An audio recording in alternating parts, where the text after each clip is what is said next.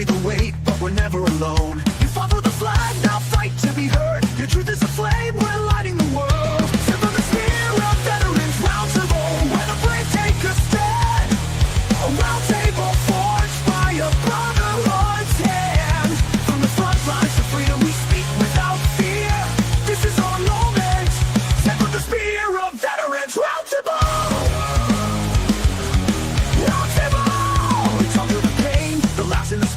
From VA lines to chasing the stars, every voice matters, every wound's real. Every shared truth helps each of us heal. We're not just a podcast, we're a mission, a tribe. A place for the warriors still learning to thrive. Tip of the spear, where the strong come to speak. Where the silent receive and the hurting find peace. From the battle-worn past to the future we steer, we rise up as one. Veterans Roundtable. Roundtable.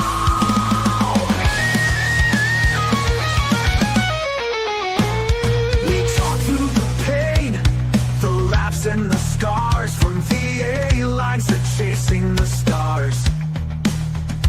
Every voice matters, every wound's real. Every shared truth helps each of us heal.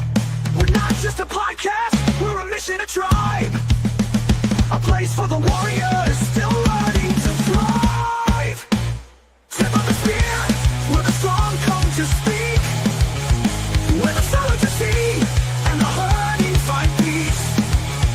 From the battle-worn past to the future we steer, we rise up as one. Tip of the spear, our veterans Roundtable. So here's to the ones who still carry the fight in the dark of the day or the silence of night. We pull up a chair, you're welcome right here. Your story is power, your voice crystal clear. Tip of the spear, where the mission lives on. In the stories we tell and the bonds that are strong. For every lost soul and every brave peer, we echo their names. Tip of the spear, our veterans Roundtable. This is your veterans Roundtable. Your voice, your fight. Welcome to Tip of the Spear. Welcome, everybody, to Tip of the Spear. How is everybody doing today? Stalls, how are you doing, sir? Oh, I can't complain. Nobody'd listen if I did, but I'm doing all right. We listened to you. We listened to you. Gunny, how are you, sir? Good, man. Had the contractors here all day. They finished framing, so now waiting on drywall and some electrical stuff, the rest of the week and the next week. Nice. Mr. Martin Ty Cobb, how are you, sir? What's going on, man? Doing all right, brother? Yeah, everything's going good here. Just, watching the shows and checking out social medias. Nice. Mr. Rich, how are you, sir? Good. Great little hump day here. Hell yeah. Yep. Travis, how are you, sir? Man, I'm doing great. It's been a good run the last couple of weeks, so excited to be here tonight. Heck yeah, man. It's been almost 30 days since our last Tip of the Spear. What all has transpired or gone on in your guys' end of the world that y'all might want to talk about? Anything good? Well, I got something to share. Go for it, Travis. So, you might have been aware of this. 4 years ago, I ruptured my quadricep tendon. The VA says that it's absolutely not Marine Corps related, even though I've got multiple orthos who are like, yeah, that injury and that injury are connected. I'm not really sure what they're saying. I digress. But, 4 years ago to the day, gentlemen, I couldn't walk. And I was in a brace, and it was not, the recovery took like a year and a half. And the first 9 months were just super, super rough because I was in a brace for 10 weeks before they took me out and started getting me walking again. So right now, 4 years ago was rough. I compete in weightlifting and, started PT, went through all that. And a lot of this stuff, man, I just went back on, no lie, on my Marine Corps career and training. I'm like, this is just a effing hump I got to get through. That PT's like, good old Staff Sergeant Pollard, who'd yell at you for anything. I got through that. I got through the humps. I got through the gas chamber. I got through Hawk School. I can get through this. And Willis, I'm proud to tell you that it looks like I'm coming out to your neck of the woods, Louisville, second week of December, to try to take home some hardware in a national meet. Nice. Well, let me know the dates, and I will make sure we are there. December 11th through 14th at some big convention center downtown. Okay. I'll give you the info, but it's the Howard Cohen American Masters meet. I took bronze there last year, and the goal is to qualify for international meets. So it's just been a really cool time to see all this come together and the hard work pay off. And I tell people, a lot of times I'm sitting there and PT is 28 minutes long, but I am absolutely just in agony. And I'm like, I got through the quarter deck. I got through the Reaper. I got through this. I got through that. I can do this. Okay, this sucks. It's just going to suck. You know what? It's just going to suck. It's going to be bad. There's no fun here. And I got to just deal.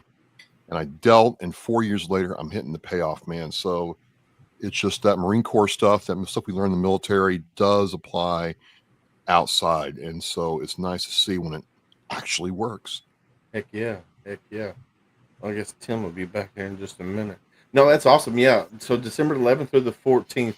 Gunny, you're gone, right? I'm in Vegas. Yeah. Viva Las Vegas. I wish it was Viva. No, we got a air show conference, so I'm out there every year for that. Yeah, so I'll definitely be up there. I'll come up and visit you and cheer you on. Sure. Rich, let's talk about your new coin, man. I want to talk about that.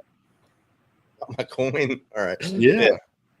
With the help of Gunny, my design expert up there, my guru, I gave him an idea, gave him my vision of the coin.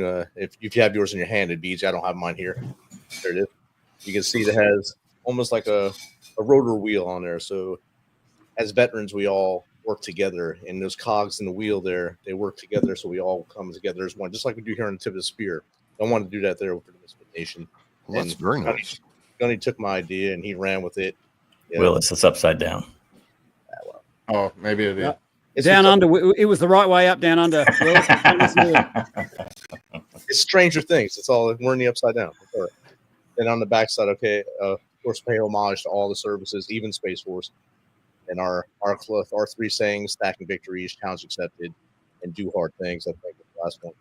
Of course, our website's on there, and it's just great to have that. I didn't realize how big it would be, but it's awesome to hand them out to people, and they say, "Wow, that's the biggest thing I ever got." I said, "I'd never get that. I never had that in my life, so it's good." Oh man, Mr. Tim Thomas, how are you, Mate? Good to be in here. Good to see some familiar faces.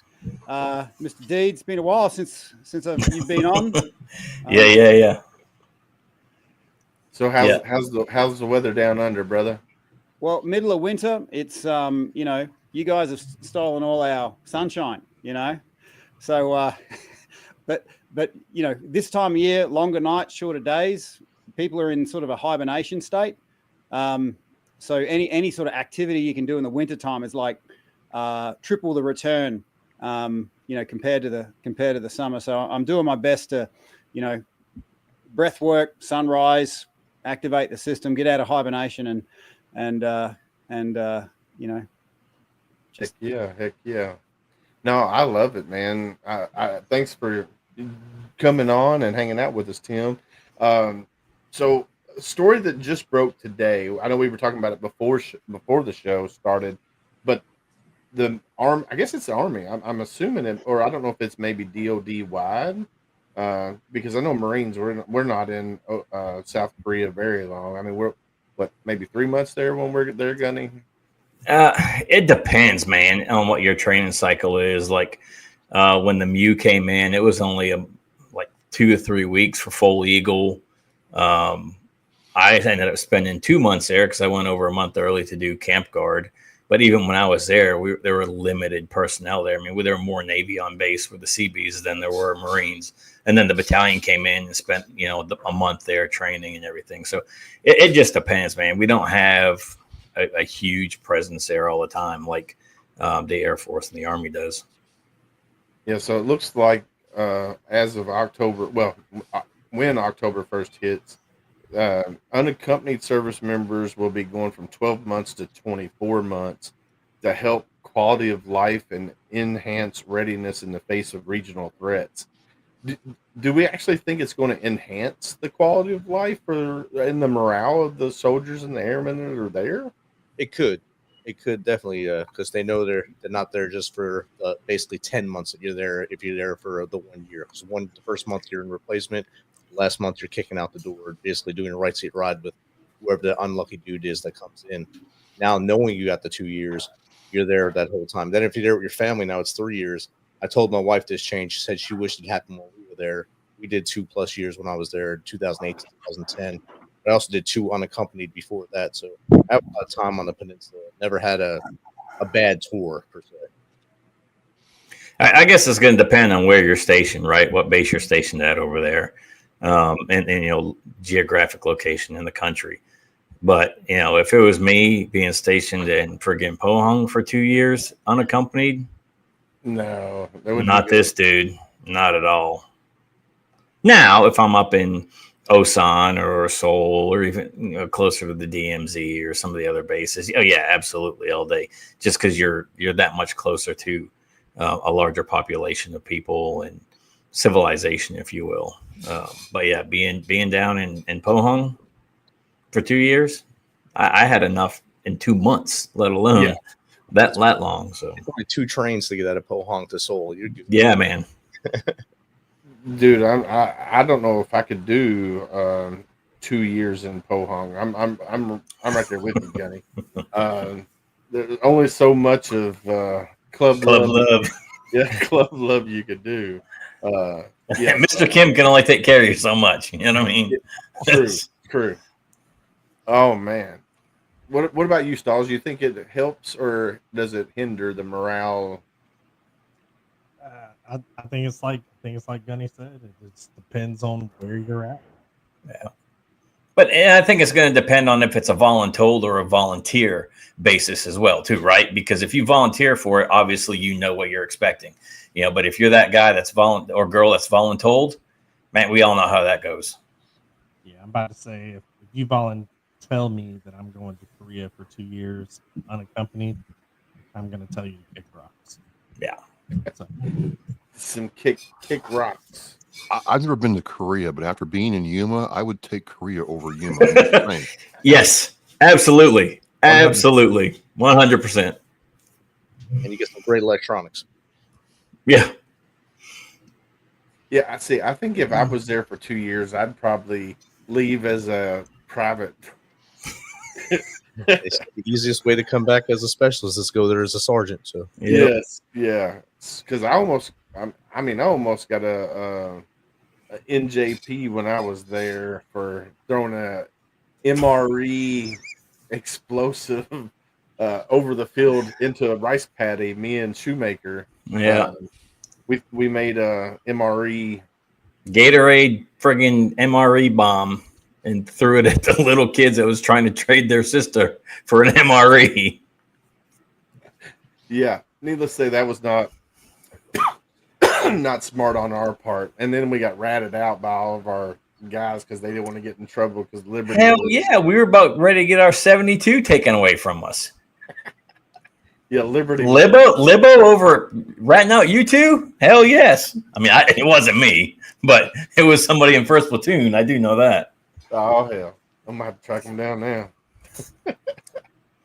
Oh, so what? Anything military related that you guys know about that you want to talk about right now? So, excuse me. Yes. My son comes up to me the other day and says, "Hey, Dad, have you heard about the Air Force airman who got killed by a SIG?" I said, "Yeah, I have. I've been watching that. I've been studying that. He's like, I want you to do a podcast on that because it's really interesting how that all came to be." And I started looking at it, and I'm like, it's a very interesting thing because I don't know about you all. The M9 Beretta was my sidearm. Yeah, that's what I carried in the Marine Corps, and that was, I don't know about you all, but I remember oiling that thing until it dripped, taking it out in the field, having it locked to the rear, and getting chewed out because I was unsat. And I'm like, I can't put any more CLP on this thing. I just can't. Yeah. So I'm trying to figure this out because it's not hammer fired, it's striker fired. And Sig has said, well, the holster's kind of a safety. So I'm trying to learn so I can have a conversation not only with him, but maybe this is something worth talking about because, I keep going back to, what some old salts told me. He's like, hey, that weapon system, that piece of equipment was built by the lowest bidder. So is there wings to the story, or is this just, operator error? Because they've had law enforcement with similar problems with that platform. With that platform, yeah.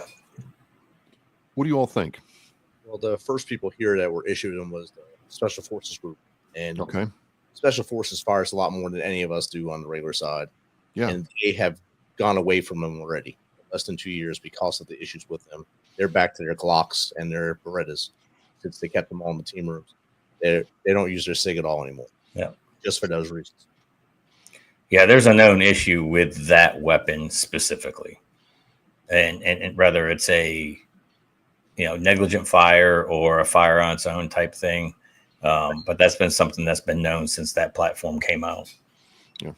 But on the other hand, you don't take your weapon and just throw it down on the counter or throw it down on a couch. You make sure it's cleared, all the safety things that you're supposed to do, right? And so there's some other things that's with that. And I know some things. I can't talk about it. I know there's an airman out there the son of a friend of mine who is part of that investigation. So, but yeah, there's some other things there. Well, thinking back, and he asked me point blank, what was your thing? I said, well, when I had the armory billet and I carried the M9, when I went into the armory, or I ejected the magazine, had to eject the round, dry fire it, and then it was secure. Yeah. There was no leaving it in the holster. Nope. So I didn't understand that. Like, why would you leave a condition 4 weapon in the holster? Am I wrong for questioning that, or no, not at all. No. Not at all. You had to. Still, I mean, even when I got out, it was eject the magazine, eject the round, put the weapon on fire, put it in the clearing barrel, pull the trigger. Now you have a clear, safe weapon. Yep. Right. That's the way it's always been. And I don't know if the Air Force has changed the rules and regulations on how they do things, but yeah, having a condition 1 weapon, even condition 4 weapon in the holster with a magazine in it, just no, that's nothing that we ever did. Plus, I told him, I said, my staff sergeant made us freaking drill with that thing. I thought they were messing with us. Now it's like, well, maybe they knew what they were doing. They did know what they were doing because we didn't mess up. But we drilled like we weren't like special forces, but we were expected to know how to draw it, holster it, reload it. So it was it's just an interesting one. I'm looking at it to actually have a good conversation around it because people wonder how can this happen. I'm like, well, for several reasons, absolutely. So thank you. Well, I think it also comes down to, and you can correct me if I'm wrong, but almost 95% of all negligent discharge is due to negligence or mishandling of the weapon. So, Sorry, say that again, Stoltz. I couldn't quite hear that. You were cutting in and out a little bit, Stoltz. 95% of all negligent discharges are due to negligence and or mishandling of the weapon. Yeah. So yeah. I mean, that's one thing. There's a lot more to that story. Yeah. Although, if you speak to any armorer, they can often give you the inside line to dodge what we called ND, negligent discharge. Yeah. And if you could speak to the armorer and go, oh, look, this particular mechanism, and you could quote the right stuff, you could usually get out of it. When I hear things like this, I agree. What we've been made is a piece of equipment from the lowest bidder, and I do tend to think that when you've got a group of guys that are really resourceful, really want to make this work, people that are supplying stuff, they might think, well, you know what, these guys will make it work. It doesn't have to be 100%. Oh, where'd he go? Oh, hold on, Tim. he just, the universe just took him. God, I'm fucking bad about the situation. I don't know what happened there, but you just dropped out. You're back now. Can anyone hear me? Yeah, Yeah, you're back. good. You You actually just sound good. disappeared. No, there is that. It's the energy coming from down under. The internet couldn't handle it. I was like, where did he go? Where did I cut out? Hello. Oh, you're not missing much. But no, I've kind of thought, well, imagine if Defence Force were not as motivated or energetic, and if something had faults in it, they go, nah, send it back to the maker. But we're like, no, we'll make it work because we're determined to make this work. You know what I mean? So I think there's a little bit on both sides. And this is bad, and there's a history behind it because the San Antonio Police Department also just pulled it from all their officers as well. So it's not just an isolated event. It's something that's been going on, and it's just not in the headlines until young airman Braden Loven lost his life because of it. But now a whole police department just decided, let's get them off. You can't carry them on or off duty. Yeah. Well, I'm trying to research this, but SIG Leslie has had to pay out like money to keep this out of court because of the prevalence of it. So I don't know everything about this story. I'm starting to dig into it, but I also thought it was really cool that, okay, my son wants me to check this out because he's asking questions. This is awesome. But I'm also like, everybody here, none of us wants to pass bad information or opinion. It's got to be fact. And I'm just trying to, get some perspective around that. And it's all good stuff. Thank you. Yeah, that's the thing with weapons, especially newer weapons that are just getting released. There's always going to be kinks in them until they're fully vetted. But to get them in the hands of, police officers and military personnel, and then have issues arise, we don't need that. But I don't know the whole story, so can't really speculate on it. So yeah, definitely. Yeah, I mean, this is your number one safety, or depending on which shooter you are, right? This is your number one safety. The mechanism itself, if it has an external, that's your number two, right? But right here, this is always your number one. So that the trigger usually doesn't pull itself. So did y'all hear about the Navy sailor who went overboard? I'm looking. So here's the headline on militarynews.com or military.com. Navy calls off search for sailor who went overboard during exercise near Australia. Let's see. You're muted, Tim. Okay, rookie error. Yeah, that would have been Talisman Sabre. That thing's getting bigger and bigger each year with the current threat in the South Pacific. Yep. So I don't know much about. Let's see. The Navy suspended its active search for a sailor assigned to an aircraft carrier who officials believe went overboard earlier this week north of mainland Australia. The service announced that it had suspended the search at 12:40 p.m. Wednesday, roughly 2 days after the sailor assigned to the USS George Washington was reported missing. The sailor was reported overboard on Monday, and the Navy immediately launched a search effort in the Timor Sea, where the ship was operating. A spokesperson for the carrier told military.com in an email statement Tuesday evening. The Navy has not released the name of the sailor, citing service policy, which is standard. So how? All right. So here's what I'm thinking. How does a sailor go overboard? It depends on sea conditions. I mean, we were on the McHenry. We got put on general quarters because of sea conditions and stay away from POAs and all this other stuff, right? So, I mean, there's so many different things, right? And again, don't want to speculate, but jumping, getting thrown over, or even just rough conditions, right? I mean, yes, there are safety things built around the aircraft carriers and other ships to try to catch people, if you will. But again, are they 100% foolproof? Probably not.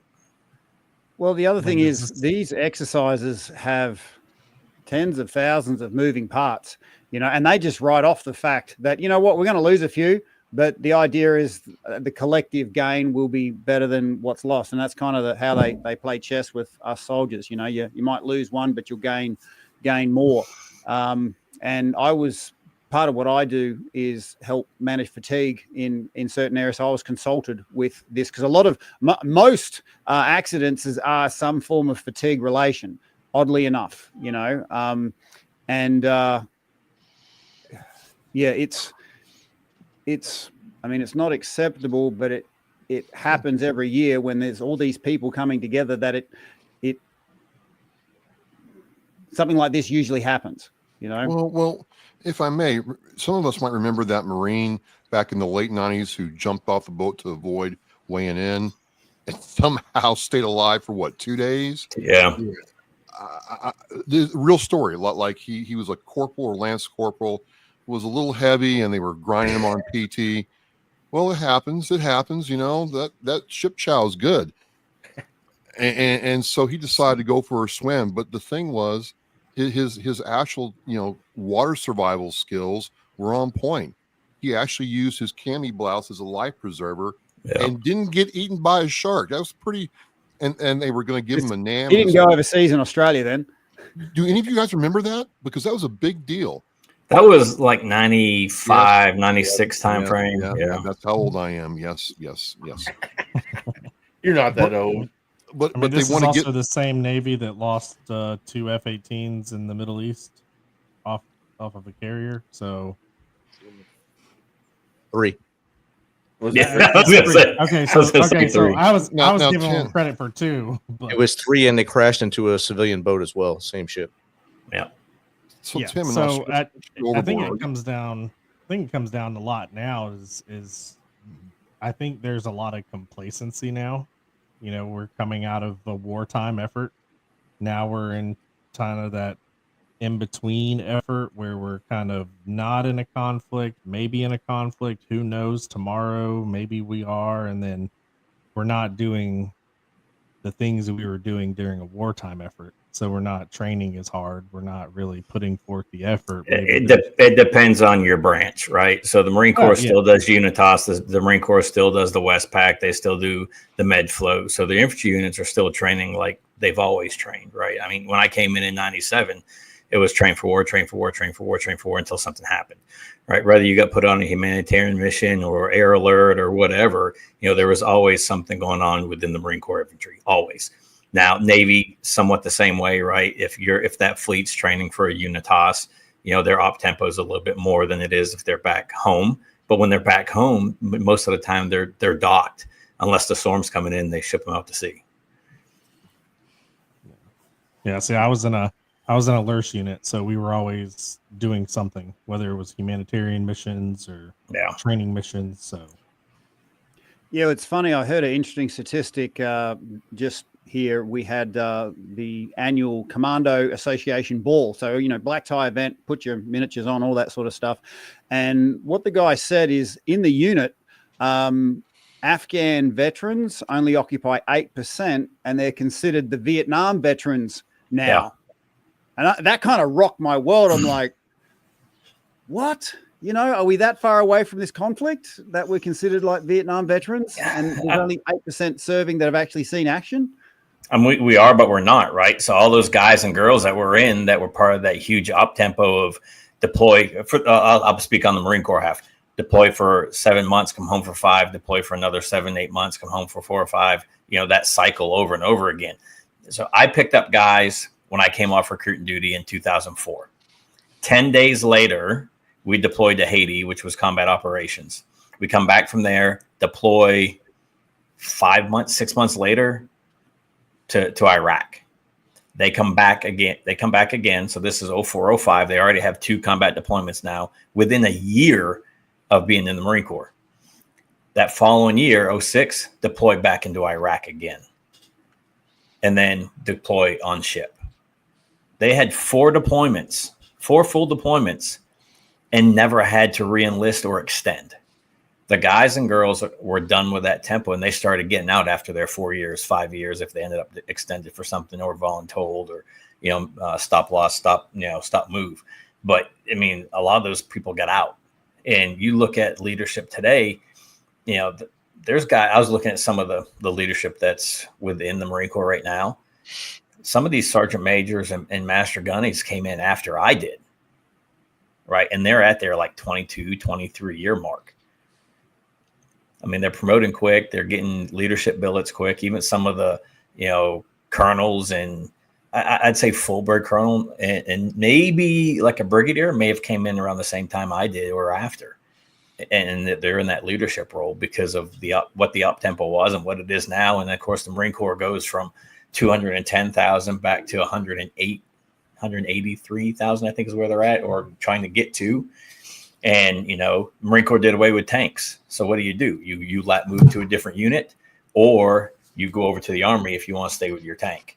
You know, they did away with a ton of infantry units. They did away with some Osprey units. So it's just that the downsizing too for the Marine Corps on the Marine Corps side has really put a hindrance on that. And then of course on the aviation side with the Osprey, you know, you're an E5, E6 at your 5-6 year mark, and you got Boeing dangling the carrot of a 6-figure salary to come over and be a contractor. Why would you, other than you being a Marine, right? Why would you stay in the Marine Corps for $50,000, $60,000 a year when you can double and triple that as a contractor?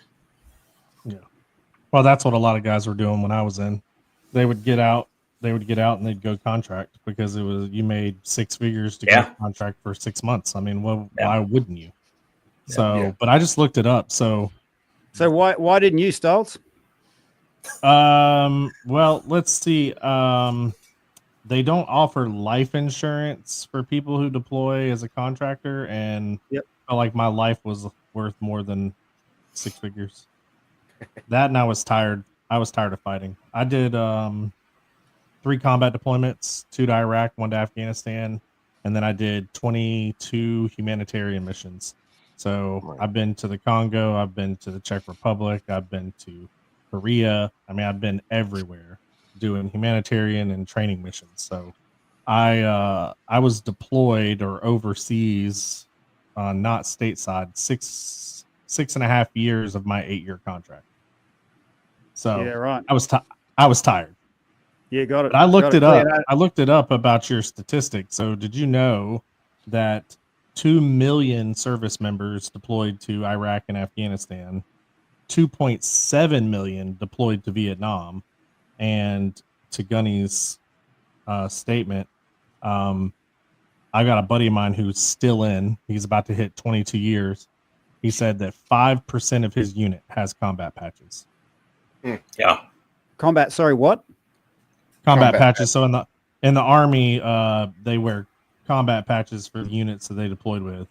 So there's only about 5% of them who've been deployed.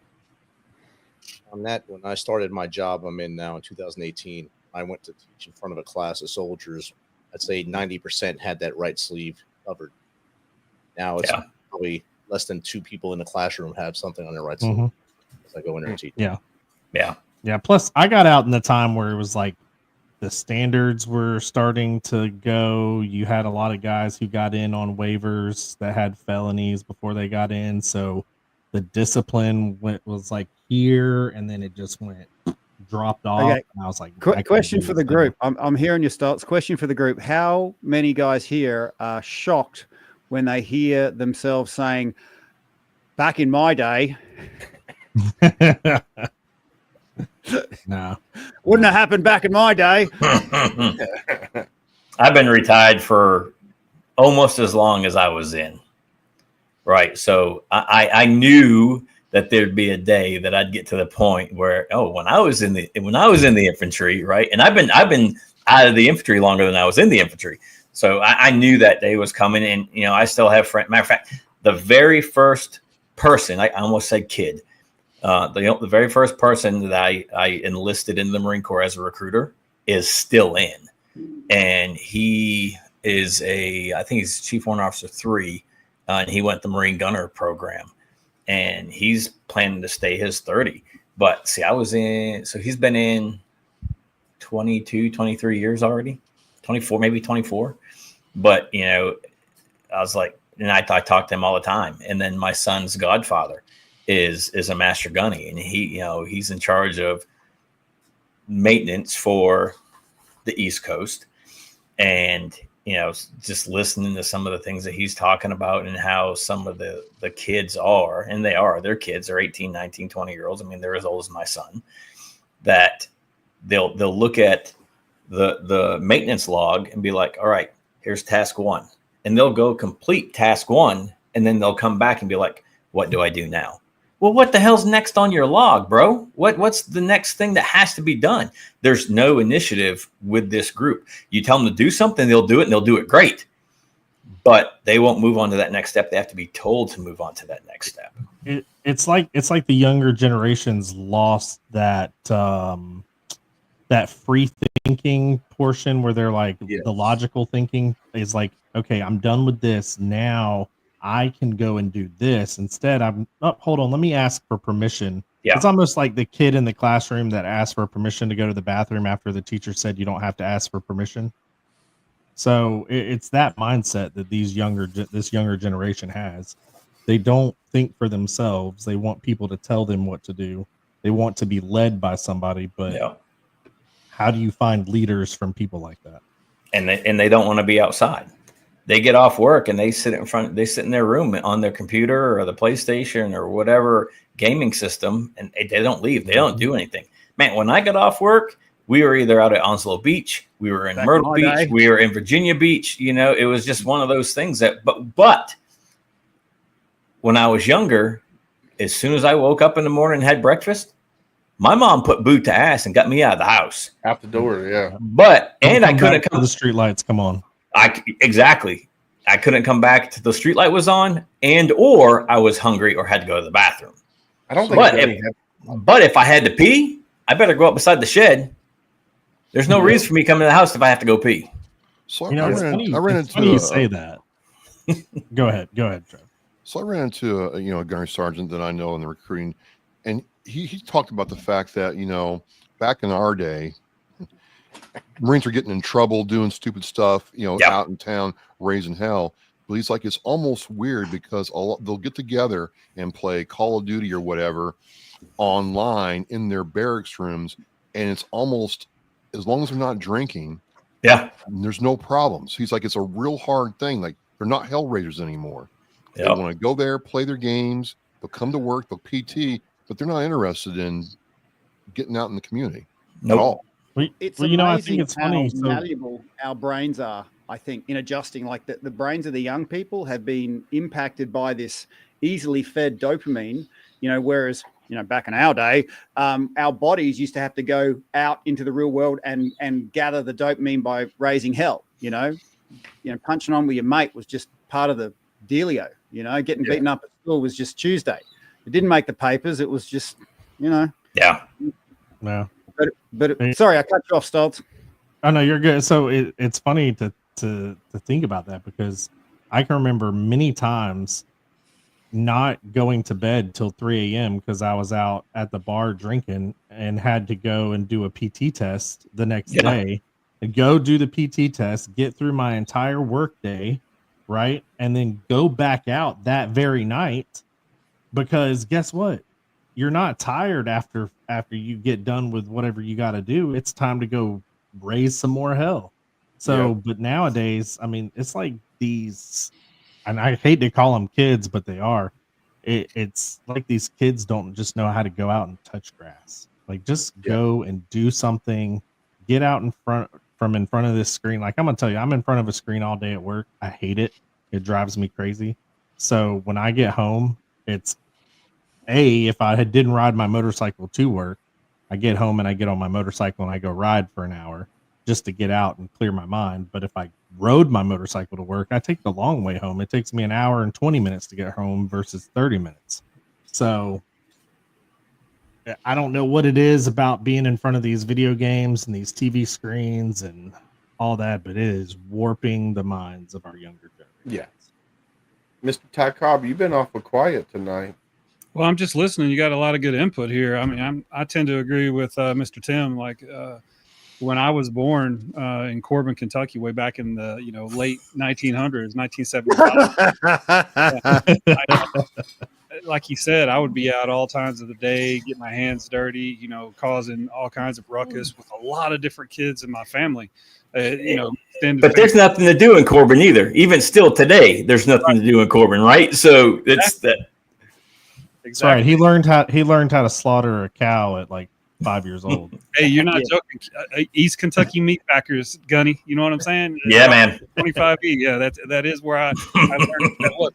But my kids, I have 6 kids, and I joined the military in '99. My kids lived a very sheltered life because we were latchkey kids. We came home alone and did all kinds of things. And I think our generation are the parents that are the helicopter parents. Now, I am probably the most toxic male figure in my family. I'm kind of like that, but everyone else in my family is very quiet. And my kids are not like my brothers and I and my sister, where we were hellions. And my kids, whenever somebody gets out of line just a little bit, it's like their whole world's going to end.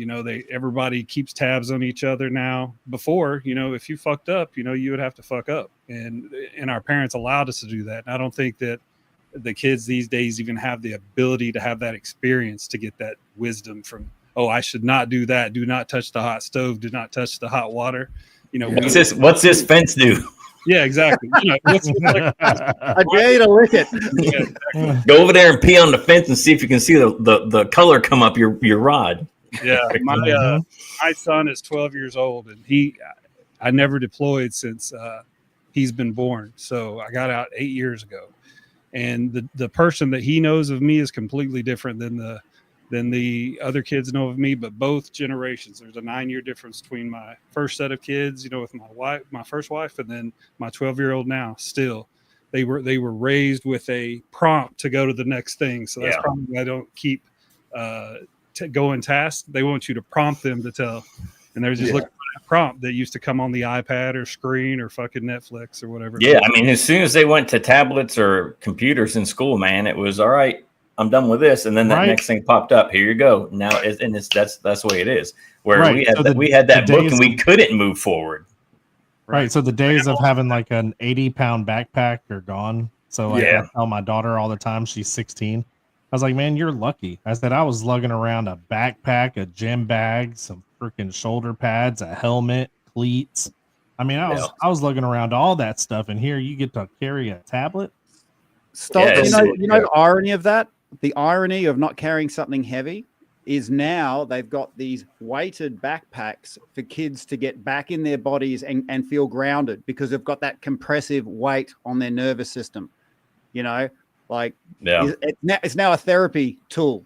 That's the new trad wife thing, to wear that vest while they're walking. Wait a minute. Is that because parents don't stop? Is that because parents don't hug their kids nowadays? Stop. Are you saying, Tim, that humping and force marching in the Marine Corps is to put like good weight on us? Is that what you're saying? Right. That's exactly what I'm saying. It's the vasovagal response. Hey, wax poetic, Tim. Yeah, that's right. Aerosol. And guys that could hump that weight, where if they didn't have that weight on them, they'd go crazy because they were the kind of pretty high stimuli dudes. I never got a chance to test the no weight hump, but if I ever do, I'll let you know. My son went out and bought a 40-pound weight vest. He goes, Dad, you gonna walk around the neighborhood with me with that? I'm like, are you out of your freaking mind? I spent 6 years in the Marine Corps infantry, and we were a helicopter company. You know what that means? You're freaking walking. Your black Cadillacs is what gets you everywhere. You might get a truck every now and then, and I'm like, these damn aviation guys don't do a damn thing. We never get helos. And then I go over there and work on aviation. I'm like, oh man, that's a lot of hours to get one helo up for just to pick up one load of dudes, Yeah.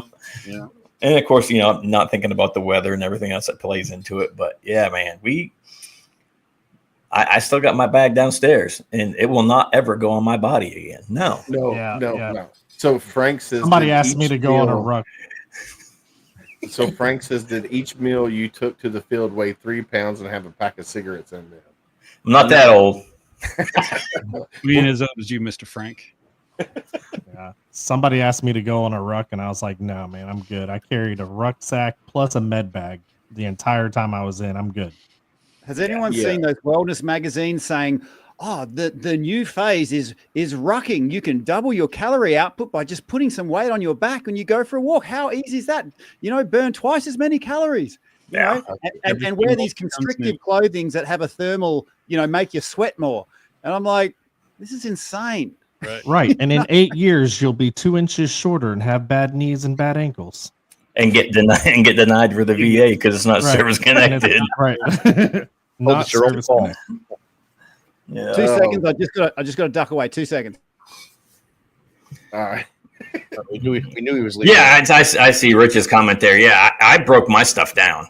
I didn't do the coffee. I didn't do some of the other stuff. If I weren't going to eat it, it didn't go to the field with me. It stayed in the box back in the CP area, or it got sent to somebody else. I didn't do all that stuff. Yeah. See, I was fortunate as a medic. You know, I can break my shit down and go, hey, Joe number 1, you carry this. Joe number 2, you carry this, because if you get hurt, I'm carrying this. So Right. Yeah. Unless So- you got a sergeant that hates you and he gets you to carry the gun and all your shit. You're holding the 60 and the ammo. Yeah, that was I didn't know that because I was a medic and they had all your, do you call it heart solution or that saline solution? What do you guys call it? saline solution. Saline solution. Yeah, we call it Hartman's anyway. And yeah, this particular sergeant, and this was on actually a Talisman Sabre in 2005, I think. And we were carrying what you would call the M60 Mag 58, and all those rounds kind of stack up, on top of all the Hartman's bags and all that other stuff. So I should have had a chat with you, Stoltz, before I started walking around the place. Yeah. See, I was in a LURS unit, so LURS is no longer around. You can't find a single LURS unit. They disbanded my unit that I was last in is actually the last one to be disbanded in 2017. And Did you say Lurch unit? LURS, so long range surveillance. Right. And okay. so it's a 6-man team, 6 men in, 6 men out. And I fortunately / unfortunately was the medic for one of those companies. And I'm gonna tell you, that is some rucking. I have done plenty of walking in my days with weight on my back. I'm good. If anyone asks me to go ruck, please don't. See, I've done one, and carry the load, and it's to honor the fallen service members and stuff like that. And I carried all the guys that I served with or the families that I met. Matter of fact, all the coins up there from Gold Star families I threw in the bag and marched with them, and the names of their loved ones and stuff. So I've done a few, but not to the point where it's like 30, 40, 50 pounds like we used to do, 10 pound, 15 pound pack, and I'm definitely not doing it for fun. No, you won't see me in the city park walking around with a friggin' pack. Even, I went to Arkansas not too long ago and did a speech, and one of the guys I served was like, "Hey, you want to come play disc golf?" I'm like, "How hard can it be?" And then you walk around this damn park with a backpack and all these different discs. I was like, "This is some bull. You won't see me doing this again. This is too much like work." Oh man. Yeah. So I guess what that points to is that for my observation, our physical bodies are made for this kind of engagement, and in the vacuum of getting that from a natural source, they come up with all these ways for people to experience it. Like these tough mothers. Do you have them over there? Oh yeah. Those sort of events. I'm like, that's just normal AMPT for any one of us. But people pay so much money because they get a chance to experience all these wonderful things that their own body can do for them. I kind of think we are what we marinate in. And I also think that our forefathers did too good a job. Like they did such a good job that we're so comfortable now that we don't have to run if we don't want it. If we had a world where we had to sort of outrun, tigers in the street, I reckon everyone would be pretty fit. I just got to outrun you or Travis. Exactly. I don't have to outrun the animal. I just have to outrun the slowest person. I can just take my bad sig and shoot somebody and run. Right. So If y'all live- if it's me and Willis, Willis is screwed. He's getting tripped up. I'm about to say, I'm taking out your knees and I'm going to watch you as I walk away. there you go. I can imagine this lion just watching these, humans turning on each other. Going, what's going on with them? I'm 6 foot 265 for a reason. I quit PTing after I got out. All right.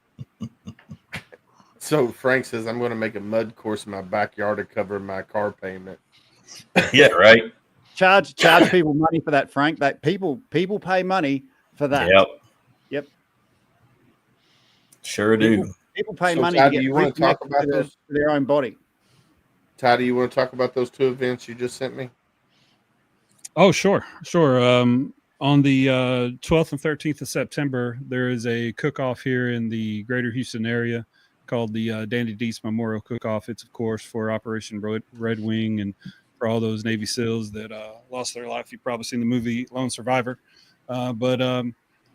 This is a cook-off to commemorate all that, and all the money goes to the foundation. And the cooks get a good payout. It's going to be a great event. So if you're available the 12th and 13th here in the Houston area, hit me up and we'll go out there. Al Hero is going to be there. He's going to be cooking with one of the Texas competition barbecue teams. So that'll be some good content. And then the Monday after that, September 15th, we got the 4th annual Project Zero golf tournament. So this will be the 4th event we put on with Matt Johnson and Got Your Six Culture. That's for the Project Zero Alliance. They do overlanding, fishing, and then of course they pay for therapy for veterans and first responders. So great organization. That's what this shirt is. Get out there. It's for the Project Zero Alliance. So just wanted all you guys to know, if you come to Houston or if you're already in Houston, hit me up. You can stay with me and go out and either play golf or come watch Al make a fool of himself when he's cooking with some of these Texas pitmasters. Only if he wears alligator skin boots. Oh yeah, he's going to wear those $3,000 boots. That's for sure. So Ty, that's the slow cooking cook-offs. Is that what you're saying? Yeah, it's like Texas competition barbecue. It's they get up 5 a.m, end up turning in at 3 p.m. So yeah, it's a 7 to 8 hour cook. Yeah, Roger that.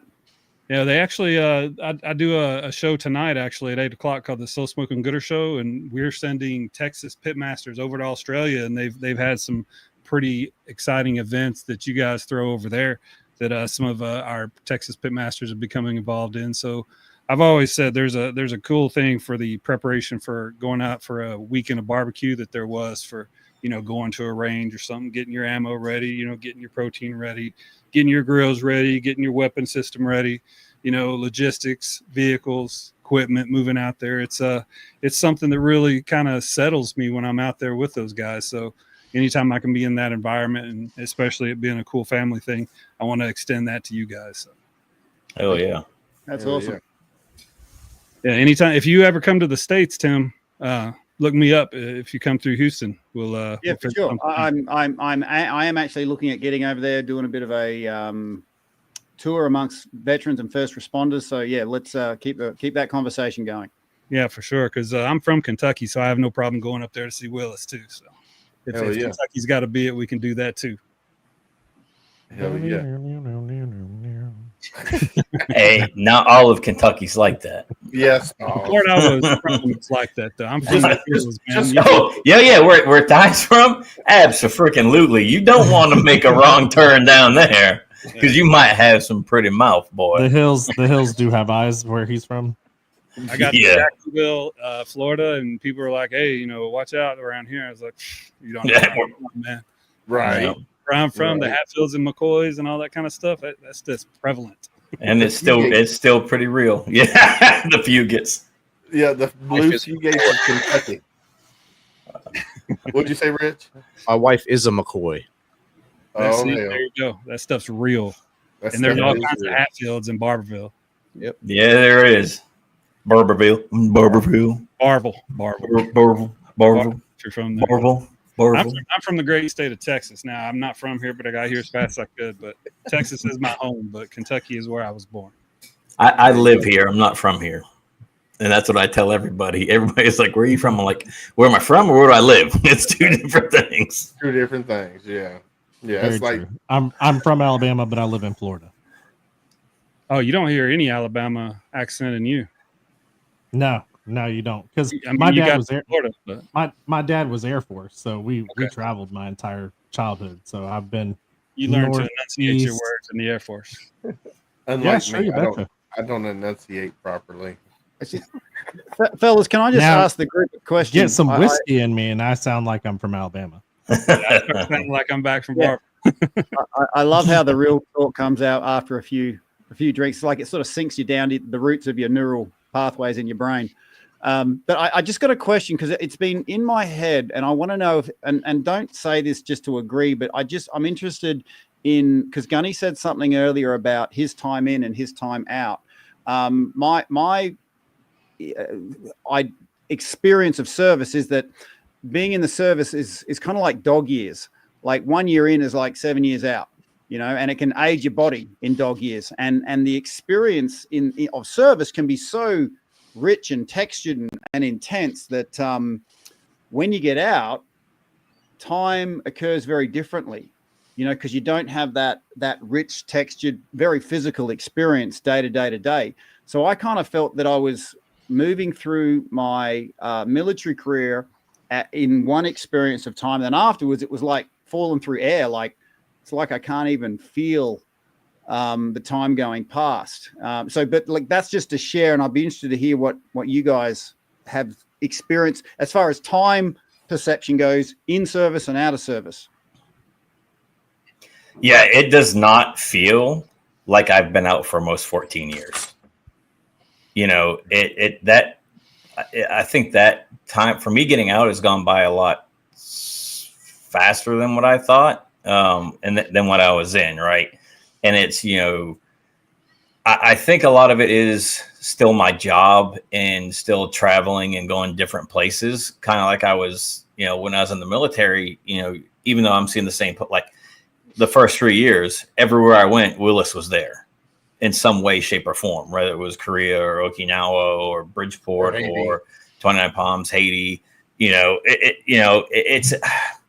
I think it's just because you live on base and within the confines of base and in the barracks and everything else, and then of course you get married and you're still in base, and that regimented schedule, and getting out, not having that regimented schedule and having more freedom, I think the time's gone by a little bit quicker than it did when I was in. Yeah, cool. Yeah. Yeah, I'd have to agree with Gunny on that, because when I got out in 2004, so it's been 20 years for me, right? And it seems like just yesterday I was in the Marine Corps, kind of sort of, and then you have kids in blink of an eye, and now they're 18, getting ready, they're just graduated high school, getting ready to go to college, and then my youngest will be graduating next year, and it's just like, where did time go? When you were in service, to me, when I was in service, it seemed like it just drug by. Like it just took forever to get done with, the first 4 years and 2 months. And then when I got out, that, right before 9/11 happened, and then got recalled back in, and it's like, all right, so that little short period of time there went by really quickly. And then all of a sudden back into the groove of back into the military life. And it's just like, huh. But yeah, I think for me, it's just gone by really fast, too fast. Yeah, my daughter was 7 years old when I got out, and she just turned 20 last week. And I'm like, man, where did the time go? Because she was my little girl. Like, it seems like 5 minutes ago, right? Yeah. And now she's a grown woman. And so it's like, man, does time really go by faster the older you get? Like, that's what it seems like. It seems like every year is a blur, or more of a blur than it was the year before. And it's crazy to think that I've been out since 2012. So what? 12, 13, almost 13 years I've been 13. Out. Yeah. So if I had stayed in, I would have been on my 21st year in. I'd been into my 28th had I stayed in.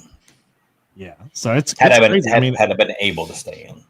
Like I feel like January was just 3 weeks ago. So Yeah. it is what it is. Stop counting years. Yeah. For sure. Fellas, Yeah, thanks sorry, so I- much. I mean, Thanks so much for yeah, I mean, sharing. I've watched memories, you know, the joys of Facebook, right? Because I think he did it himself. He's back.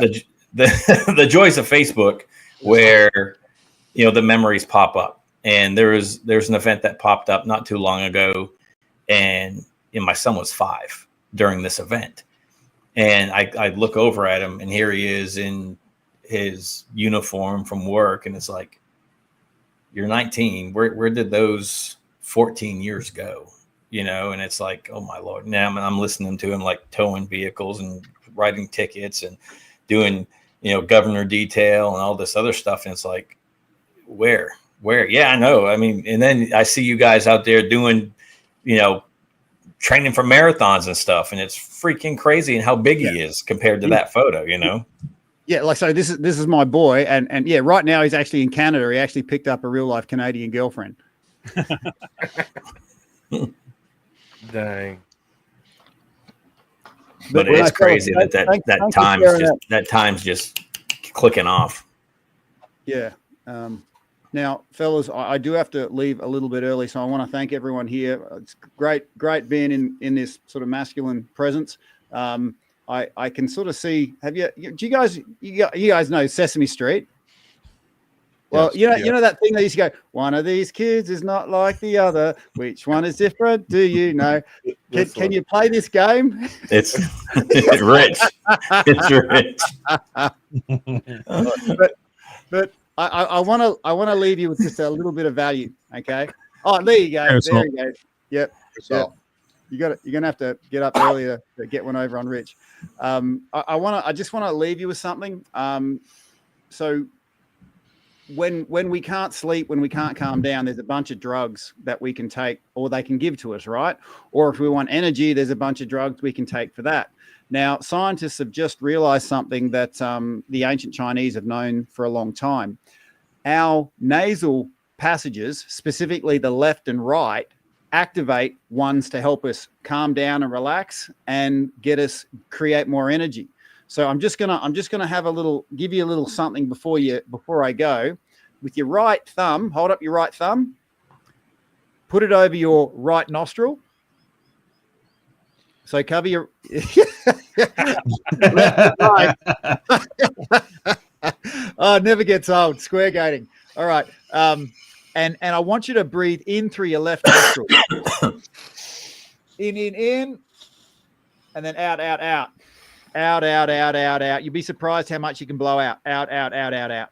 Now, if anyone has trouble breathing in through their left nostril because they've got a deviated septum, grab your cheek and just push it out the way. So just with your spare hand, grab your cheek, push it out the way, and notice how you can breathe in so much easier.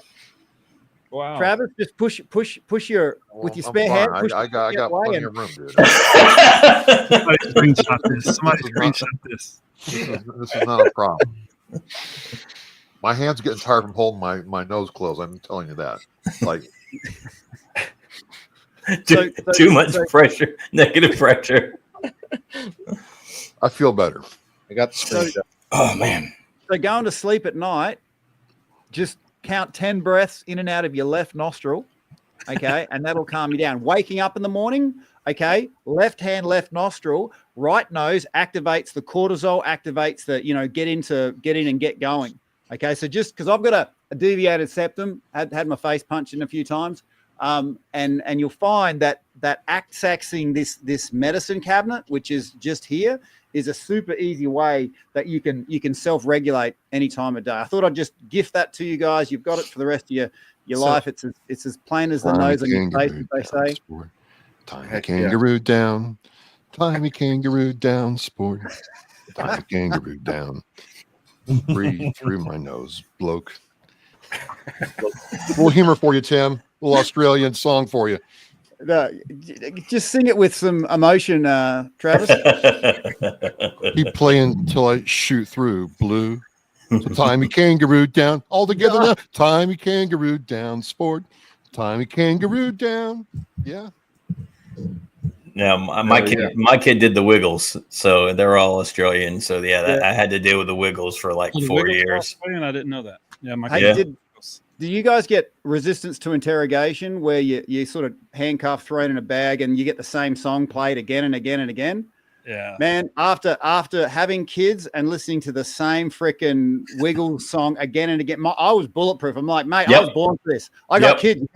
You can't touch this. You know. Fruit Yep. salad, yummy, yummy. Fruit the fresh guy, yummy, yum. Yeah. As long as we don't start singing the other song. Yeah, all I right. seen the purple guy. No, for sure. What is that? Cool. The song that never ends? Yeah. Oh no, we're not doing that one, Stone. No. Well, fellas, I'm gonna drop the mic and love you and leave you. Thanks for sharing time with us and keep breathing.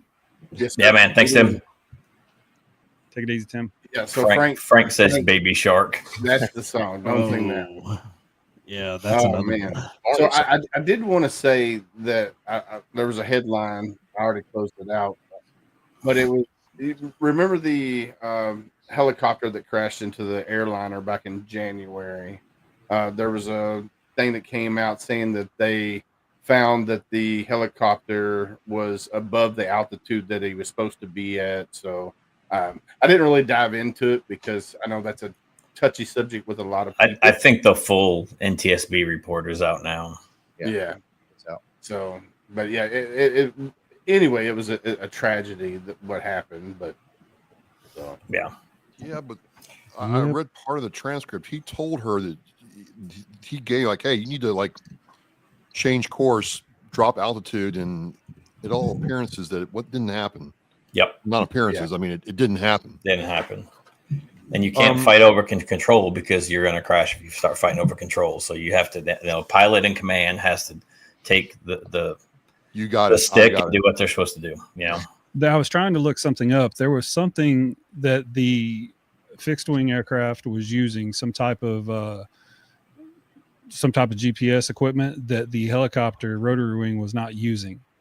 And I thought they said because of this, they're going to make the military and all military traffic use this system now so that they can better stack them. And I guess they were also flying a non-traditional route as well.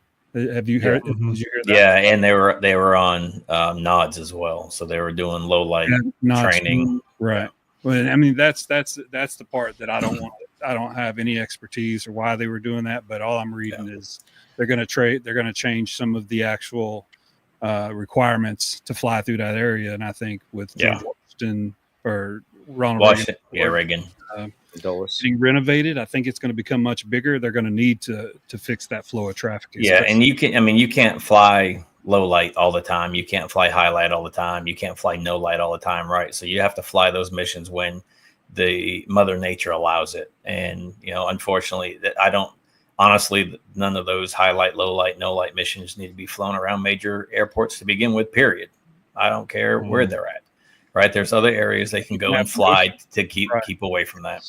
You can set up a notional, all the lights and traffic. You can set that up notional in gaming in 2025 now. So I don't see any reason to do that in the real world. But like Tim said earlier, a lot of times in order to learn how to fight war and do things better and train better, a lot of things like this have to happen. So while this was a tragic accident, from what I'm hearing, the U.S. Army Helicopter Pilots Association and TSB are all working together for a better shared knowledge. So that's what I hope happens, especially in the very busy places. I'm sure Fleet Week's going to have that same concern now with all the air traffic there, and then with military traffic. So Fleet Week, air shows, because you're looking at look at Thunder over Louisville, right? They're performing right downtown.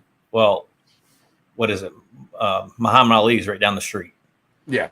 Right. Yeah. Even though they stage all the way up into Shelby County or close to, oh my God, Gallatin County, right? There's Carroll County. They're still performing at the river on approach for 2 airports in Louisville. So, I mean, all of those entities, look, just this past weekend, Oshkosh, how many aircraft fly in, plus they have the air show and some other things. So It can be done. It can be done. It can be done successfully. It's just you have to pay attention to commands that you're given. Period. When all the data centers start getting built, the flight traffic's going to change course anyway. So Yeah. that'll all be fine. We'll fix that. Well, it is about that time of night, and I do want to say before we go, I want to say congratulations to Oscar Mike Radio for getting nominated for Parade Deck three categories. Yes, sir. Yep. That's phenomenal, brother. That's phenomenal. Yeah, So congratulations, man. I appreciate your guys' vote. You got the best voice in the business. Gary White. Well, really exciting time going into year 9 of this. So if you haven't looked at Parade Deck, go check it out. I've talked to Andrew Appleton. He's a good guy, Marine Corps veteran. And it's, we talked this before, right? Apple and Spotify don't really have a place for us veterans. I mean, people ask all the time, well, why aren't you more popular? I'm like, yeah, because there's no place in the algorithm for us. Yeah. Even Not if I'm on Facebook or anything. Yeah. If I'm news, which is where a lot of my stuff is categorized as, I'm still, because I say, military, veteran stuff, you're pushed to the bottom. And this is a platform trying to change that. So you can go on there and register for free, get on there and check it out. You'll see the link on my page. If you want to vote for me, I'd really appreciate that. Yeah, I'll do that. But it's Andrew's trying to build a place where your show, your voice can get amplified. If you're one of those people putting out content on a regular basis, good things are going to happen for you. So thank you. That is awesome. Yes, sir. Yes, sir. Well deserved, my friend. Well deserved. So Stalls, when are you guys having your next show? Yeah, so that's been a conversation Josh and I have been having. So when we started the podcast, we were kind of, Wednesday nights or Thursday nights at Thursday 8 night. o'clock. And we were doing pretty good, but he's moving. He's in the process of selling his home and moving. So his house and everything has kind of been in disarray. Plus his work schedule and work tempo is picked up. So we're actually going to do more pre-recorded episodes right now. We'll do those, release them out on Spotify. We'll put them out on our YouTube page, and Apple, and stuff like that. But as far as like live recorded episodes, we're going to save those, and at least until he gets settled into his new home. We're going to leave those for like special guests. We'll probably do them early Saturday morning, or early Sunday morning. We haven't really figured it out. We're playing it by ear right now. So if we put out something like, hey guys, we're going live today, don't be surprised if we put it out like 3 days before. So There you go. we're going through a little, because the show actually got bigger than what we were expecting it to get, faster than we were expecting it to get. So we've got about 14 people who are waiting to be guests on our show, and our whole calendar just kind of went. Yeah. So It happens. It happens. Yep. Travis, what do you got But coming up, sir? check us out though. We'll be back. This week I'm talking to a Israeli IDF veteran and a Canadian about ibogaine. It is a psychedelic therapeutic means to either completely or damn near cure you of PTSD by addressing some of the physiological trauma of PTSD, which is something I've been kind of digging into, guys. When you think about it, I'm like, I know there's a mental psychological aspect to PTSD, but it really didn't get going until World War I and shell shock. And I got to think that, we didn't fire our missiles that often, but if you're a mortarman, artillery, even an infantry, your body's being exposed to that concussive trauma all the time. I got to wonder if PTSD has a physiological element that hasn't been looked at very carefully. And ibogaine claim is that it can help you with that. Nice. Well, I mean, that's the one thing that no one really truly knows about, right? Is the brain. Right. Right. So whether it's, I wouldn't say, I'd say it's more the traumatic brain injury piece with the post-concussive syndrome or whatever, right? Instead of the post-traumatic side of it, right? The post-traumatic stress side of it. And the two can play off each other. I mean, there's a lot of symptoms that overlap. And, you know, for a long time, they were talking about, you know, veteran suicide and post-traumatic stress. And I don't think that that's what it was. I think it was the traumatic brain injury piece, that post-concussive syndrome, whatever you want to call it now, that affected that cognitive function of the brain that can't tell you between right and wrong. And this is the way it needs to be taken care of type deal. I mean, it's the same thing if you're a sniper and you're shooting the 50, right? That concussive thing from that 50 cal is putting off the same as your 60 or your 80. I just, you know, it's one of those shows where I'm like, you know, man, I really am reminded just how much I don't know about the world in general. I had no idea this stuff was out there. No. And that, you know, other, like Boaz will says, hey, the Israeli Defense Force is already using this for certain cases with great success.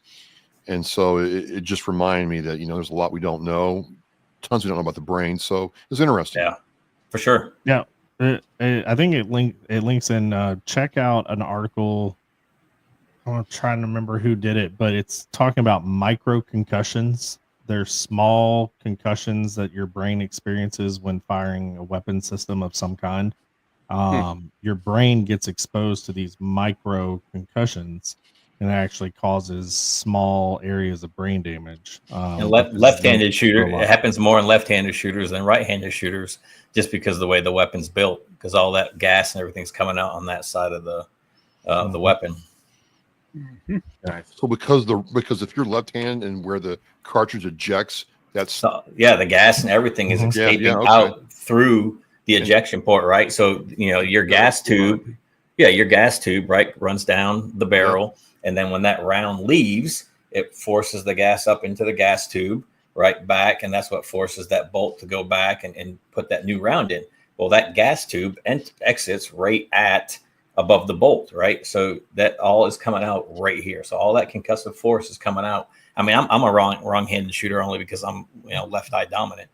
But yeah, I mean, compared to a right-handed shooter where it's all going away from you. Yeah. Okay. Hey, Frank, SOF Missions is down in Florida. You can reach out to them. Stalls is in Florida as well. So you can get in contact with Stalls. Our Hero is in Jacksonville, so you can get in touch with Our Hero with Triple Threat. Yeah, he's right near SOF. Pensacola, yeah, Pensacola. He's in Tampa. Oh, so he's near Tampa, so it'd be Right close next to to you, That's right? about 2 hours. That's about 2 hours from me. Yeah. Well, SOF Mission is in Tampa. They're in Tampa. Yeah. So SOF Missions, Marine veteran. So they'll help him get a job too, Frank. So yeah, SOF Missions would be a good one down there in Florida. I'll look at some stuff after the show and get back to you, Frank. I'll message you on social media. There you go. Ty Cobb, what do you guys got coming up on Triple Threat? Well, I wanted to say something first about the thing. I'm gonna watch Travis's show. That ibogaine is really good because it promotes neuroplasticity. I'm reading here. I knew there was a word he was trying to get to, but all the things that are all the gray matter in our brains that are screwed up from all those mini concussions. All the studies have been done on that, especially with the a lot of the things that were going on during GWAT. Has told them a lot about what goes on with the brain and those micro concussions. That's good insight, Gunny. But it says that the number one thing ibogaine does is promotes neuroplasticity, which is the brain's ability to form and reorganize neural connections. So whereas you've been so micro focused and then concussed, you can only do this. That's why some people just, you know, they just have this whenever they smell something, you know, the PTSD brings that back. But yeah, I'm really interested in this because the thing it can do for trauma reprocessing, right? The accelerated resolution therapy, or I forget what the VA calls it, but I did accelerated resolution, and it's helped me a lot. Reduction of symptoms, potential for traumatic brain injury related symptoms. Ibogaine is shown to promise in addressing the functional neuropsychiatric. So it's exactly what you said for it's more metaphysical, or Tim said it. I think it may be more going on with you with PTSD stuff. Yeah. It was just interesting, very interesting, and because Boaz and Martin are like, hey, they hand pills to people a lot of times when the pills are not going to do anything for this type of injury. So it was just like, whoa, because we all know veterans who have, you know, a backpack full of pills they got to take every day, and nothing seems to change. Yeah, Right. we talked about that on our podcast about how it's kind of like take a pill for this, and then if this pill gives you this, take a pill for this, and if that pill gives you this, take a pill for this. And pills are like a band-aid on a bullet hole. I mean, it's only gonna work for one symptom at a time. You're not gonna find the magic pill that's gonna cure all your symptoms. But Yeah, but it goes therapies like back to this- it goes back to the whole change your socks and take a Motrin. You know what Yeah. I mean? It's from that lowest levels where it starts. So it Oh, only it only amplifies, especially when big pharma is getting paid however much money they're getting paid, you know, 6, 7, 8 figures a year to get people loaded up on pills. I've stopped. That's why I taking wish them. I only take the vitamins. VA would do cannabis. That's why I wish the VA would do cannabis therapies, because cannabis has been linked to help with depression, and so Well, and slow cancer, and I mean, there's so many anxiety, and there's just so many other things that It helps. it has Anxiety, helped. it helps me with anxiety. Yeah. Like I have terrible anxiety in public, so I don't go out in public that much. But when I do, you can take a very, you know, one little gummy and feel just fine, and you know, you don't drive or anything. thank God Florida has a medical card. Right. Yeah, I have a prescription here in Texas. It's the acceptable use program or something. It's a good thing for veterans, but I'm all for legislating the hell out of that and getting veterans more involved in politics, because I mean, it's not just for veterans. I mean, think about the general public that suffers from the same things that we do, whether it, you know, personal or past traumas. Cannabis is something that can definitely help with a lot of these anxiety, social illnesses. Yep. I'm big on regulation, but I definitely agree with absolutely responders, and I think it helps people with ADHD, especially the CBD. So there's so many benefits for that. All my kids had, you know, ADHD. I guess all kids from this generation do, but you know, it seems like some of that CBD stuff helped with it's because we keep them in the damn house and don't let them go out and burn it off. Ain't that the truth? You know what I mean? That's on the parents. The whole show on how I think the GWAT era, even though we've come up with some crazy military technological advances for TTPs, for technological weapons and things of the next level, but it actually wrecked a whole generation of families because of we need a GWAT parenting program. I mean, there were some lessons learned there, man. So I will say real quick. So this week we have a former ADCO from Fort Campbell, Major General William Hickman. He was also the commanding general at Fort Polk when I served there. So I was his VTC coordinator. So he's like one of those old school, just hard, iron-jawed, you know, very directive and very quiet leaders. That was always, to me, like the biggest Boy Scout ever. You know, airborne ranger, airborne air assault ranger, combat infantry, expert infantry. You know, expert infantry. Like he's done everything at every level. So he's a big leader. And so got him this week, and then next week we got retired Navy SEAL Jason Redmond. Jason's a good dude, man. Yeah, he's got great stories. Yeah, I've spent a lot of time with Jason. Yeah, and you know, I can't wait to just hear his. We're not going to talk about a lot of the stories because he's told that 100 times, but specifically, what I'm going to talk to him about is the Tim Kennedy and stolen valor, and him accepting the forgiveness. You know, or hoping that people accept Tim Kennedy. And get on with his life. Like we may have known this about Tim Kennedy. He was egocentric from the beginning, and he just embellished some stories, and it just got out of control. But he was still a tier 1 operator, and he was still Tim fucking Kennedy. And I would still want him to have run the Secret Service and, you know, make sure that the thing was running correctly, because I do believe he's a professional tactically. He just has some personality problems, and that's the kind of thing that he's going to talk about, because the things that he had to overcome, man, it's just a cool story. So this is probably going to be one of those where it'll be like, Jason, what do you think? And he's going to be like, so yeah, he may be on the screen the whole time, hopefully. But yeah, we've had great stuff going on. I appreciate y'all's support all the time. And hell yeah, we love the Triple Threat Vets podcast. Cool stuff. We like seeing you guys populate on our show and be like, hey, let's check that out. Someone's yeah, well, checking that's it what I was out. going to say to Stalls. Like, if he's going to do it Thursday at 8, like we usually get done right around there. I'll be like, hey, throw it over here, and you can give me a graphic, and I'll show it at the end of our show. So people, like, we have people now that are literally retired guys that may have served at the 101st, and they wait for the show, and they Yep. talk to us just like we're friends from 25 years ago. And we'll talk about things that happened then. You know, they'll message me throughout the day, talk about this, talk about this. This thing that we're all doing, man, it means a lot to me, Yeah. but it's starting to mean a lot to, like, you didn't realize you're going to have so many guests. Yeah. You know, Yeah. Travis is probably going to win because he's going to definitely win best voice, but he's going to get That's some fourth good category. marketing for that. And I'm always going to support Willis and Misfit because that's who I started in the game with. Like, I met them immediately. So Yeah. and then Gunny being a part of the team, you know, it's awesome to see the tip of the spear doing good. So Yeah, I got drug into this shit. No, you didn't. Don't lie. Screaming. everything happens for a reason. But yeah, I Oh. appreciate it, Willis. I got to get ready for the other show, man. Y'all watch the So Smoking Gooder show coming up at 8:00.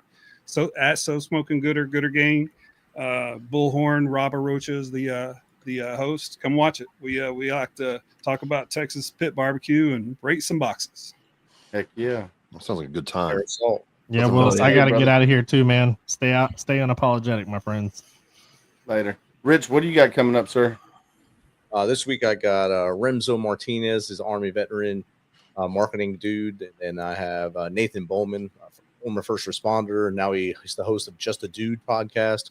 I was on his show. He's a pretty cool guy. And then Kurt Linville end up the week of August 5th. He'll be with the Tuesday Cruise and author, Man of God. But my July was like 90% of my shows in July were home runs. Almost every guest was an awesome person. Last night we finished up with Shamika White. She was outstanding. She was on your show before. Yes, sir. She's an Yep. awesome human being. Great to have her on there.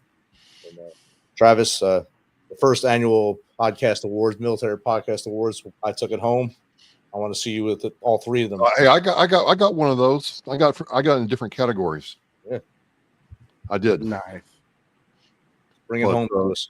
We'll Hell do. We'll yeah. do. I'll do my best. Appreciate it, guys. So this weekend on Sunday we don't have a show. We don't have a show at all because I'm getting ready for spending family time with the daughter before she goes to college on the 13th. But on Monday we have Vivek Shaw, former F-15E aviator who successfully transitioned from active duty to becoming a multi-business owner, and today is passionate about helping other veterans do the same thing through the path of franchising. He's going to come on. He's going to discuss migrating from Kenya in his childhood and his early brush with entrepreneurship with his father's liquor stores, attended military schools, becoming an F-15 aviator. Great guy. I did the meet and greet with him, and I tell you what, he's going to be an awesome for the show. So, and then on Wednesday the 6th, Travis and Rich and Ty, we have our Art of Podcasting with Cav Arts. So if you're a veteran, you're listening to this, go to cavarts.org. That's cavarts.org. Register there. On Wednesday night at 6:30 Eastern, I believe, we're going to be doing our live on there with Megan, Natalie, and Travis and Rich and myself and hopefully Ty. And Gunny, are you gonna be in town this Wednesday? Warrior Weekend starts, brother. That's right. Warrior Weekend. So we'll be doing our live for that, and basically what that is, the Art of Podcasting is. We all came together and we've created this platform within Cav Arts to help veterans that want to start a podcast, or if you want to get into doing, overlays and stuff like that. That's what we're going to be teaching on the Art of Podcasting there on Cav Arts. But yeah, that rounds up. And then the 10th, we don't have a show. On the 11th, we have Tony Crescenzo. Does that name sound familiar to you guys? I'll tell you who he is here in just a second. But anyway, yeah, so that's who we got coming up on the 11th. I'll have to remember who he is. It's been a while since I did a meet and greet with him, so. But it is that time of night, guys. Let's see. Let's do this. Gunny, you want to take this one? Yeah, man. Just remember, you're not alone. You still have worth. You still have value. Surround yourself with people that are going to bring you up and not tear you down. You do not have to be a product of your environment. Amen. Travis, you want to read that? In the silence of your struggles, remember, though unseen, you are deeply held in the hearts of others. You are not alone, and that is so true. That is so true. I need you to do a voice clip of that and send it to me, Travis. Sure. He's gonna put it on the button so he doesn't have to read it anymore. Rich, you want to take this, or you want me to do it? Oh hell yeah, I got it. Be someone stranger. In my book, I write about this. We're also busy walking around like this. Look 3 inches up. There's a whole great world out here. Look someone in the eyes and say hello. That'll make that person's day. You don't know what that person's going to do. You don't know if the next move they're going to do is jump off a bridge or end their time. You smiling at them and saying hello, being that stranger, can save them and keep them with us another day. A day with them is better than a day without them. You do that better than I do. Yeah, he does. I'm going to take this one. Ask the next hard question. That kind of goes into hashtag be someone stranger. When you're out and about and you're just not paying attention to your phone, but you're looking out at the world and you see somebody and it looks like they're having a bad day, go up to them, ask them how they're doing. If they say, oh, I'm okay, I'm living the dream, I'm hanging in there, which are red flags, ask the next hard question. How are you really doing? But be ready for that conversation, because it could be a 5-minute conversation, could be an 8-hour conversation. You have to be ready for that. Gunny, you want this one? Yeah, man, it takes a village. We talked about it on Monday night. I had dinner with friends on Saturday, and they started doing cell phone roulette, where they just bring up their contacts and just scroll down, scroll up real quick, and then not even looking, just hit a button and see who answers the phone. And, it takes a village. Use your people. You have a ton of contacts in here that you can reach out to. If they don't answer the phone, go to that next number. They don't answer the phone, go to the next number. Somebody is going to pick up. Don't stop at one. I love it. I love it. And if you're watching this now or listening to it later, go follow Oscar Mike Radio. Go follow MisFitNation. Go follow Triple Threat Vets. Go follow Unapologetic Veteran Podcast. Any one of these podcasts listed here on the side of the screen, go follow them. They're all putting out great information, all great podcasters. So go check it out. But it is that time of night, fellas. Like we always say on Tip of the Spear, stay safe out there. We got your 6.